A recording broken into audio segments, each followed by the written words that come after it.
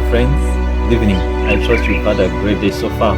So I was thinking today about some two books that I've found very helpful in my walk here on this planet Earth. So I will just mention those two books.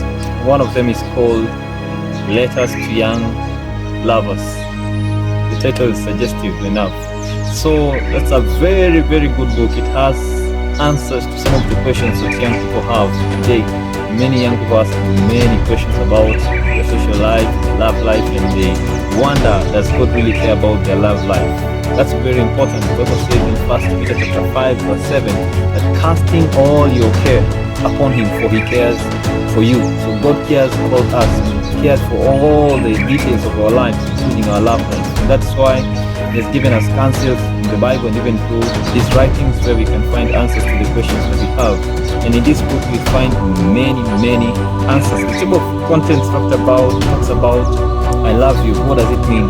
That word is used by many people, but it's rarely understood. And then marriage, a foretaste of heaven. Marriage is supposed to be an illustration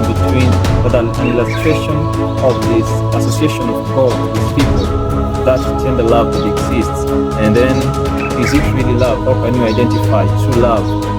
What do you look at before saying that you love someone? What attracts? What is your motivation? These are very important questions that are answered in this book. And then the other chapter talks about looking for help. Where can you find answers? Where can you find the right counsel? Which kind of people should you go to seek for advice when it comes to these issues? And then in control. God should be in control. Then the 6th chapter talks about sexual responsibility of young people. How can you maintain purity when you're associating with one another? And then shadow over the nest. If you want to have a marriage where the shadows are never lifted, how can you be able to do that? Very important book. I'll encourage every young person to read this book. This book is priceless to me. It really helped me in college with the many questions that I had. And then another book we'll talk about today is The Great Controversy. This is the Swahili version. Pambano Kuu. Very good book. Every person living in the last days should read this book. It should be actually spread over like the leaves of autumn. Very important book. The writer says that this is the best book that she wrote. Very good book. Talks about last day events.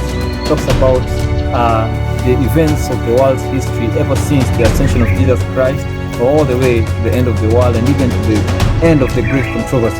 Talks about the early persecution in the early centuries, the dark ages, the setting in of the dark ages and what was happening at that time. And then it continues to talk about the persecution and how many people lay down their lives. It talks about the Bible, how the Bible was translated, how it was printed, and the work of the Reformation and what was happening at that time. And then it talks about the early movements, early Christianity, modern Christianity, how it began and the movements. It talks about what is happening currently. Many people have questions. What are these things that are happening right now? How can I be able to know that we are really living in the last days? The Great Controversy is the book to read. It has many powerful chapters. Maybe I can just mention a few, especially the last topics that are very important. It talks about the fulfillment of the prophecies, and then modern revivals, and then facing life's record about the judgment, and then how sin began, the origin of sin, and enmity between God and man, rather Satan and man, and then the work of evil spirits, and then the snares of Satan, and then the first great deception. Then can the dead speak to us? These are very important questions that are addressed here in this book. It talks about also the scriptures being a safeguard, and then the last warning to be given to the world, the great time of trouble, God coming to deliver his people, and then the desolation of the earth, then lastly, the end of the great controversy. Very important books that I will recommend for us to read. Very good for us in our living on earth in these last days, and how we can make proper choices.